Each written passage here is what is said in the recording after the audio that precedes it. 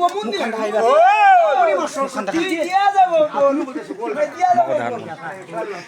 আমি করে নিছর মাছ তো এবার না তোমার